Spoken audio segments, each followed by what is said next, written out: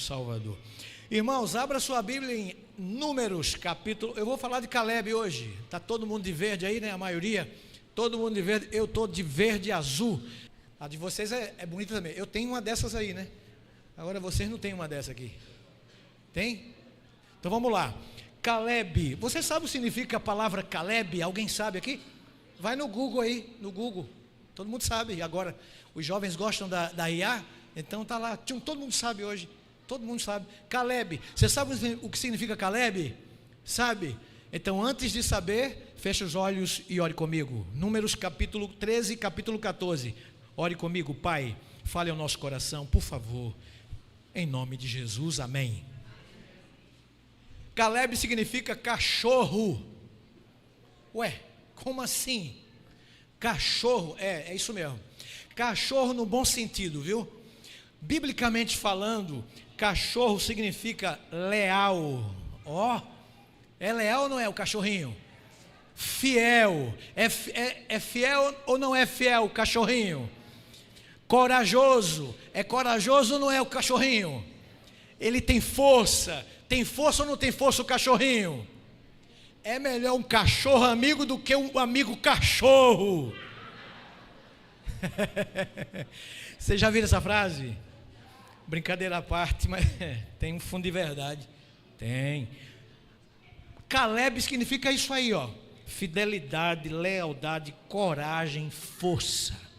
Quem foi Caleb na Bíblia? Eu sou Caleb. Eu vou quando me chamarem.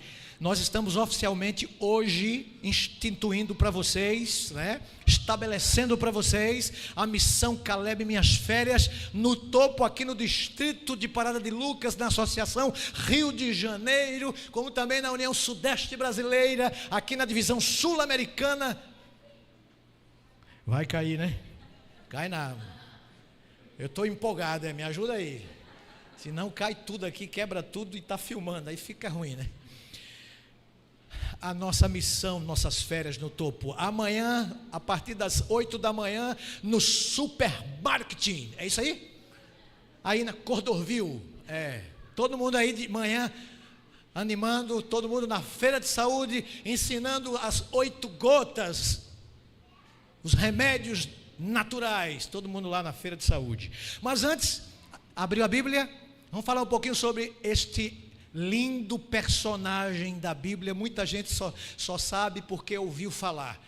Vamos lá, capítulo 13 de Números. Capítulo 13 de Números, verso 1. Capítulo 13 de Números. Olha, os números são tão importantes na Bíblia que Deus fez questão de colocar um livro com esse nome. Olha como os números são importantes. O que isso significa, pastor? Nada. Leia comigo. Capítulo 13. Capítulo 13, vamos lá. Verso 1. Porque tem uns teólogos aí que, olha, sinceramente, capítulo 13, porque tem gente obcecada por números, aí quer forçar a Bíblia, né? Aí inventa cada coisa. Capítulo 13, verso 1 diz assim, Disse o Senhor a Moisés. Eu tenho pouco tempo, já era para a gente ir embora, 11h30 já. Capítulo 13, verso 1. Disse o Senhor a Moisés: envia homens que espiem a terra de Canaã, que eu hei de dar aos filhos de Israel. De cada tribo de seus pais enviareis um homem, sendo cada qual príncipe entre eles. Para aí e olhe para cá. Qual é o contexto aqui? O povo de Israel havia saído de Horebe, do Monte Sinai, onde Deus havia tido um encontro com ele, com o povo hebreu. Lá, Deus se apresentou a Moisés a partir de uma sarça que queimava e não se consumia. De lá Deus escreveu as 10 palavras, de lá Deus falou com Moisés, de lá Deus deu as 10 regras, os 10 mandamentos, de lá Deus se apresentou a seu povo, de lá Deus deu a lei com seu próprio dedo, de acordo com Êxodo 31, verso 18, de lá Deus se apresentou pessoalmente ao seu povo. 11 dias depois, em algum momento ali, Deus prometeu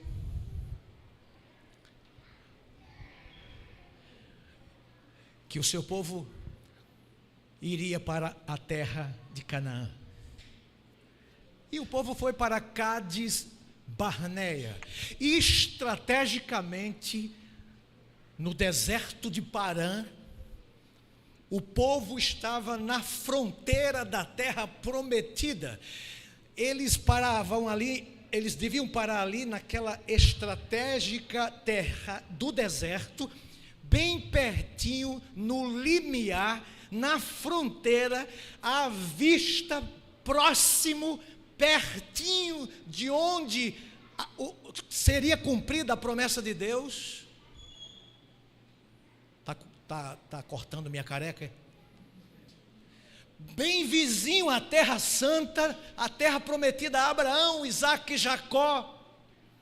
Estava vizinha à terra prometida, faltavam poucos quilômetros da terra que manava leite e mel. Olha que coisa maravilhosa. Vizinho. Falar em fronteira, tem uma ponte aqui, Presidente Costa e Silva, não é isso? Que divisa Rio de Janeiro de Niterói. Qual é a extensão da ponte? Errou, 13,29. Eu fui uma vez lá em Juazeiro da Bahia. Juazeiro da Bahia tem uma ponte chamada Ponte Presidente Dutra, que divisa também de Juazeiro da Bahia para Petrolina, Pernambuco. A distância é de 3,5 quilômetros só. De um lado é Bahia, do outro lado é Petrolina, Pernambuco. É de onde vocês saboreiam aquela uva chamada uva Vitória, lembra? Vem de Petrolina. Eu me formei na Universidade Adventista da Bahia, antigo IAN, antiga FADBA, e agora é UniAN. Lá você forma para fisioterapeuta, né? Forma odontologia, teologia, um bocado de gia. Lá. E lá faz parte da cidade de Cachoeira. Cachoeira foi capital do Brasil, parece que por 24 horas. Cachoeira é uma cidade pequenininha. Mas Cachoeira tem também uma ponte que divisa de outra cidade pequenininha chamada São Félix. E existe uma ponte que divisa São Félix de Cachoeira. Essa ponte é de ferro. Quem mandou construir essa ponte? Dom Pedro II. E Dom Pedro II mandou fazer essa ponte. As más línguas dizem que Dom Pedro II mandou fazer essa ponte por causa de uma namorada dele que morava lá em São Félix. Há quem diga que isso é verdade. Bem, eu namorei muito minha esposa Ana do lado de cá. Eu já andei nessa ponte lá. Essa ponte tem 365 metros de extensão. É pequena. E eu já fui lá, já conheci, tirei foto. Eu tenho uma foto com minha esposa dessa ponte, quando eu ia lá. Linda ponte. Há quem diga que são 365, são mesmo? Metros, para cada metro. Dom Pedro II, filho de Dom Pedro I, prometia, assim como são 365 metros para cada metro, um dia, cada metro é um dia, são 360 dias por ano, e cada dia metro, um dia amava sua namorada, que morava do outro lado. Mas na verdade a história diz, conforme o Google, né? E diz a história, que era por questões econômicas, por isso que veio da Inglaterra desmontada aquela ponte que facilitava o trajeto. Foz do Iguaçu, alguém já foi em Foz do Iguaçu? Existe a ponte da amizade que divisa as duas cidades, uma do Brasil, Foz, e a outra do lado de lá, Paraguai, a Ciudad del Este. Eu já atravessei a pé para comprar algumas coisas legais lá no Paraguai. A extensão lá da ponte é de 552,4 metros. É uma das maiores do Brasil. Por que não dizer a maior ponte? O que eu quero dizer com isso? O que eu quero dizer com isso é que Cádiz Barneia era a fronteira, lá no deserto, que Israel estava para entrar na cidade Canaã, prometida por Deus para Israel. Ele estava no limiar. Israel estava pertinho de entrar na terra que mana leite e mel. E não entrou de imediato naquele dia. Por quê, pastor? Vamos lá. Deus permitiu que o povo pudesse espiar. Peraí. Deus fez o quê? Deus permitiu. Como assim? Depois leiam Patriarcas e Profetas, o capítulo que diz assim, ó, os 12 espias. Gente, vocês veem esses grandes pregadores aí, algumas estrelas. Irmãos, eles não sabem de coisa nenhuma, não. Eles apenas leem. Aí unem o talento que eles têm com o poder maravilhoso de quem? De Jeová. Vocês leiam, se vocês têm o talento de pregar, meu irmão, glória a Deus, aí é o talento de vocês com o poder de Deus, aí vocês veem Deus sacudir os seres humanos, é isso aí, eles não têm novidade nenhuma não, é de Deus a sabedoria, tudo que é bom vem de Deus, não tem estrelato não tem estrelismo não, eles são homens movidos pelo Espírito Santo. O que eu estou pregando para vocês aqui não tem nada de novidade, é o Espírito Santo, é coisa que eu li, só isso. Então vamos lá, o que eu li para vocês, eu vou passar para vocês. No capítulo, não precisa ler não precisa abrir não. No capítulo 1 de Deuteronômio, os versos 22 e 23, vou repetir, porque professor, você sabe disso, a regra, quanto mais você repete, você aprende. Capítulo 1, versos 22 e 23 de Deuteronômio. Pode botar o nome do seu filho que vai nascer ainda, esse nome aí, ó. Não tem problema não. Capítulo 1, versos 22 e 23 de Deuteronômio. Tem gente que nem sabe dizer esse nome, mas então não é problema não. Não é pecado não errar. Isso aí. Não é coisa minha não, é Bíblia que diz.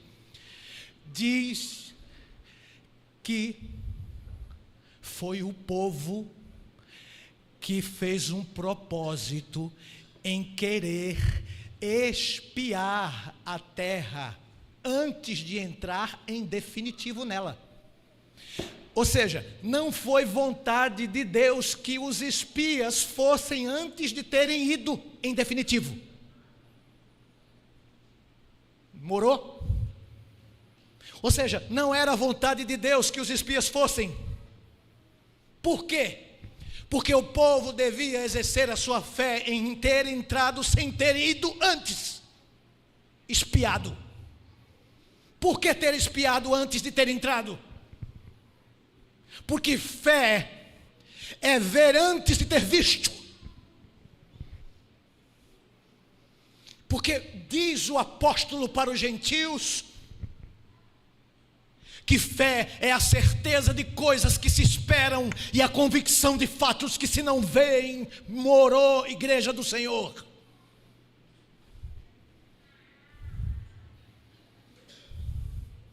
Deus não quis que o povo fosse espiar a terra.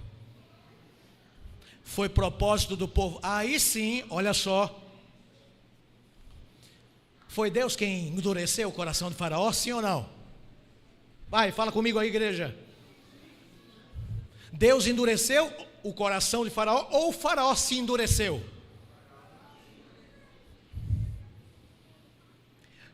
Se Deus endurece o coração do povo sem que o povo se endureça primeiro, aí tem um problema. Deus está invadindo o direito do povo escolher. Deus não está respeitando o livre-arbítrio do ser humano. Deus respeita o seu livre-arbítrio. Se você quiser ir para o inferno, vá sozinho, eu não quero ir com você não. E Deus respeita a sua escolha se você quiser se perder. Ele não quer que você se perca. Ele não quer que você faça coisa errada. Mas se você quer fazer coisa errada, faça. Mas Ele não quer que você faça coisa errada. Mas Ele não vai forçar você a fazer o que é certo. Nem o diabo quer forçar você a fazer o que não presta. Porque o diabo, ele, não quero falar muito dele porque não quero dar ibope para ele. Ele respeita o livre-arbítrio que Deus impõe sobre ele.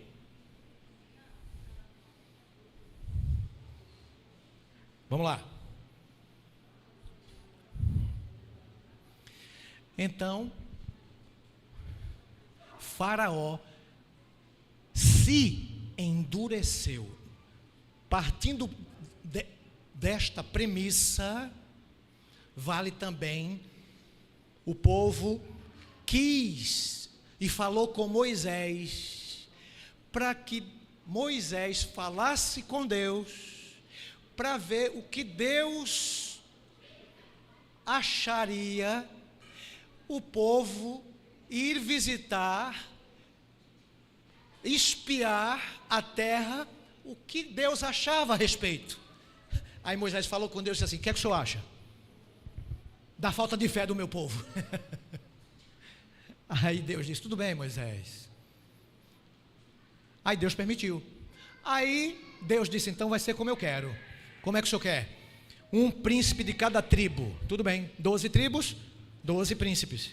Aí foram 12 espiar a terra. 12 espiar a terra. Último texto da manhã, 14 agora. Capítulo 14 de Números. Capítulo 14 de Números. Aí aparece a figura de Caleb. Capítulo 14, vira a página aí, de Números, versos 23 e 24. E aí a gente vai para casa. Capítulo 14 de Números, versos 23. Vocês estão me entendendo direitinho onde eu quero chegar? Vamos lá. Quem quiser entender, presta atenção. Quem não quiser, não presta atenção e deixa os outros prestarem. Capítulo 14 de Números, versos 23 e 24. Verso 23 diz assim no capítulo 14: nenhum deles verá a terra que com juramento prometi a seus pais. Sim, nenhum daqueles que me desprezaram haverá. Porém, o meu servo Caleb, visto que nele houve outro espírito, e perseverou em seguir-me, eu o farei entrar à terra que espiou, e a sua descendência a possuirá. Irmãos, olha para cá. Como eu falei no início, Israel estava bem pertinho da terra prometida. A Bíblia, bem clara, a promessa estava clara. O poder de Deus já havia sido revelado lá no Egito, na terra, no Mar Vermelho, no deserto. Agora, antes de entrar na cidade, no país, na Canaã, Deus permite essa prova decisiva. Os 12 foram lá na terra espiar. Não era a vontade de Deus, mas tudo bem, Deus permitiu. A fé era tão pequenininha deles, então, mas Deus permitiu. Vamos lá. Eles foram com a ordem divina, do jeito que Deus havia pedido. Vai, permitido, vai. Os 12 foram, todos os líderes lá, Todos eram experientes, todos viram a mesma coisa, os 12 foram, mas apenas 2 enxergaram com os olhos da fé. 12 viram, mas 2 apenas com os olhos da fé. Quantos viram com os olhos da fé? Quantos viram com os olhos de verdade?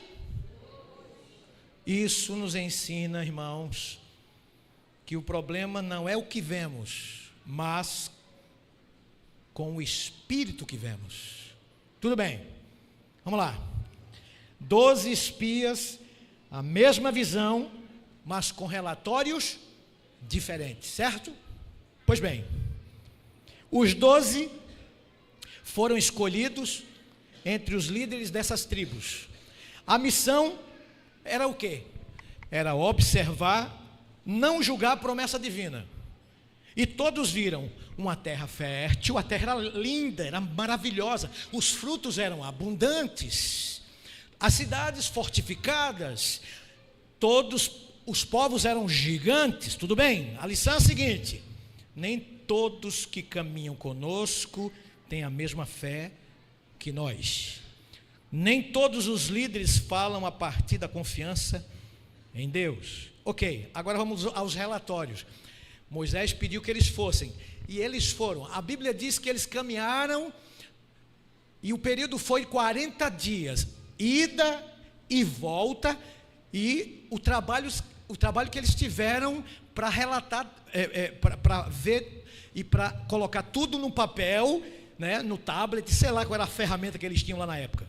Sei que eles fizeram tudo em 40 dias e voltaram e colocaram diante de Moisés. E quando chegaram lá, os 12 deram o relatório. O primeiro relatório foram dos 10. Os 10 começaram a falar. E quando os 10 começaram a falar, e começaram bem o relatório, e começaram assim, a terra é excelente, boa demais, e olha aqui os frutos. Um cacho de uva trazido por 2 homens romães, e começaram a mostrar, e os ouvintes expectantes começaram a se empolgar, ao ponto de dizer assim: Moisés, vamos lá, é agora ou nunca, é nossa terra. Calma aí, os 10 ainda relatando, só tem um porém: não podemos subir contra aquele povo, porque é mais forte do que nós. Os 10, por quê? Eles são gigantes. Os 10 começaram a focar nos gigantes, começaram a esquecer as promessas de Deus, começaram a diminuir Deus, começaram a engrandecer o problema e contaminaram toda a congregação com o medo. Olha o problema do relatório dos 10. Aos olhos dos 10 e aos olhos deles, eles pensaram que eram como gafanhotos para eles, e também como gafanhotos aos olhos dos de Canaã.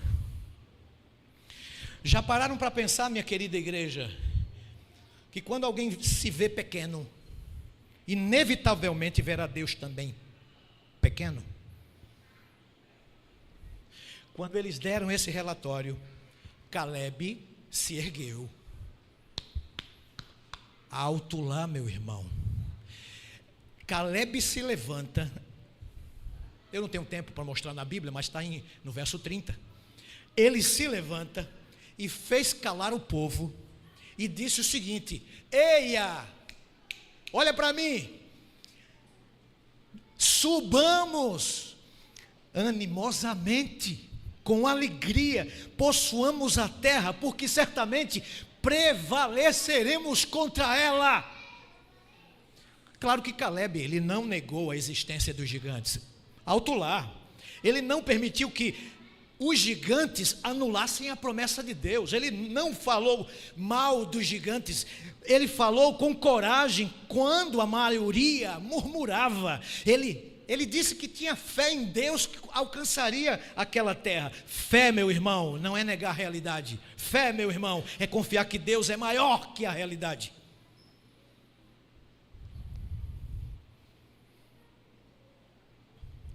a Bíblia diz que em Calebe houve outro espírito. Agora eu vou para a parte final do sermão. Fé é isso aí. Houve outro espírito em Calebe. O que isso significa? Quantos eram pessimistas? Quantos eram otimistas? Quando você lê 12 espias no Patriarcas e Profetas, vocês vão ver que Ellen White faz uma comparação. Se fosse o contrário, isso aí, se fosse o contrário, ou seja, se 2 fossem pessimistas e 10 otimistas, qual seria o resultado? Alguém quer arriscar aí agora?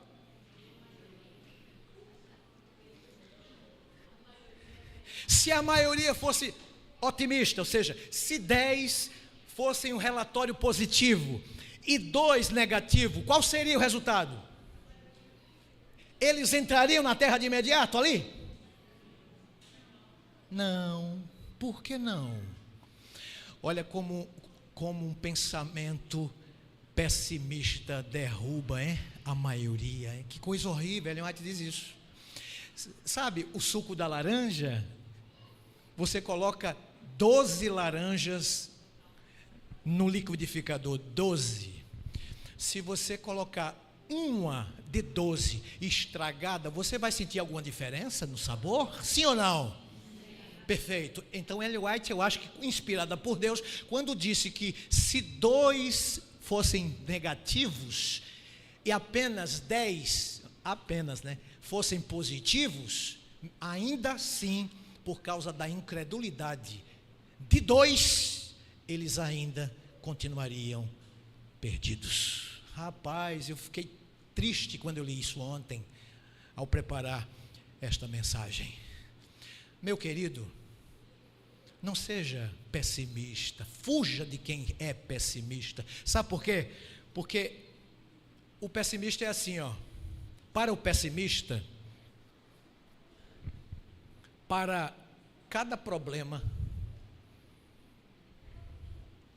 para cada solução, ele inventa 2 problemas.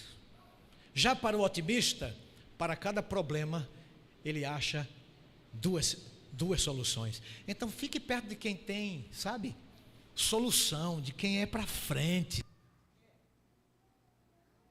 de quem sabe estar do lado de Deus, de quem gosta de estar perto da luz, de quem está perto de Jesus. Tá, nele houve outro espírito. O que significa isso, pastor? Calebe tinha outro espírito. O que significa ter outro espírito? Espírito de fé. Calebe era um homem de fé e não de medo. Espírito de perseverança, não de desistência. Espírito de obediência, não de murmuração. Espírito de fidelidade total a Deus. Ele perseverou em seguir-me, diz o Senhor. Persevere, irmão, não tenha dúvida disso. Não seja uma pessoa que desiste facilmente. Persevere. Calebe não seguiu a multidão, seguiu a Deus por inteiro. Você sabe quais são as consequências do espírito errado? Sabe quais são as consequências do espírito certo? Vamos lá. Do espírito errado, quais são as consequências? Simplesmente assim, Você sabe que o Satanás queria de tudo, fez de tudo para que o Israel não entrasse de imediato naquele dia, e ele conseguiu, por causa daqueles 10, Sabe o que aconteceu? Calebe fez aquele discurso lindo, e o povo se rebelou contra ele, pegou pedras, na hora, e começou com raiva satânica, imbuído pelo inimigo de Deus, querendo destruir Calebe, Josué, Moisés e Arão, os líderes sagrados, com pedras nas mãos. Meus amigos, não jogue pedras nos seus líderes. Está com raiva da sua liderança espiritual? Entrega a Deus, meu irmão. Sabe o que aconteceu? Deus interveio. As pedras caíram ao chão. Moisés imediatamente entrou na congregação, no tabernáculo, por ordem divina, para ver o veredito. Deus olhou e disse para Moisés: Moisés, eu vou destruir esse povo agora, e vou fazer outra nação. Aí sabe que coração, o mais manso da terra, Moisés intercedeu de novo e disse assim: Deus, de acordo com a tua maravilhosa misericórdia, o Senhor é benigno, o Senhor é longânimo, o Senhor é justo, o Senhor é santo, é misericordioso, tenha compaixão desse povo. Não, Moisés, eu vou erradicar de uma vez por todas, eu vou destruir esse povo, Moisés. Não destrói, Senhor. Tá bom, não vou destruir não. Mas sabe qual foi a sentença? As consequências de um espírito errado? Esse povo vai voltar para o deserto, vai voltar para o Mar Vermelho. Está a 13,29 quilômetros de Niterói. Esse povo está a 365 metros de São Félix. Esse povo está a 552,4 metros de Ciudad del Este. Esse povo está a poucos quilômetros da terra de Canaã.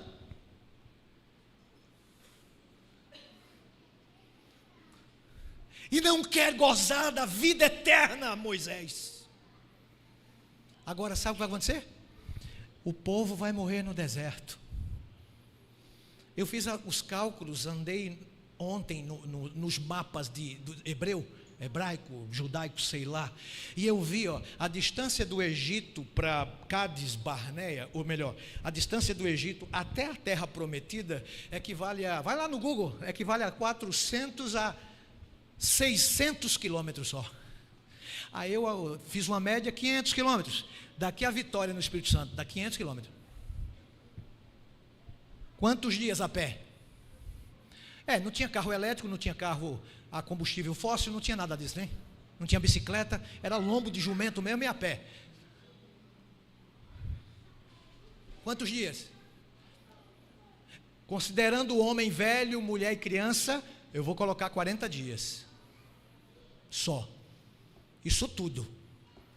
500 quilômetros, 40 dias. Quanto custou? 40 anos. Consequências do espírito errado. E foi isso mesmo que aconteceu, irmãos. Pessoas que não tinham o espírito de Caleb morreram no deserto e passaram 40 anos. Sabe quem entrou apenas na terra prometida?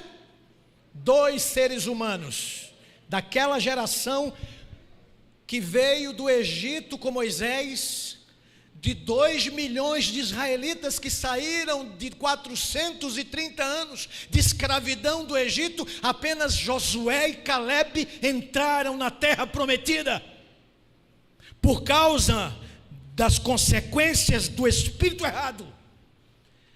Agora você e eu estamos há milênios depois, e Ellen White diz o seguinte: hoje, para mim e para você, geração incrédula,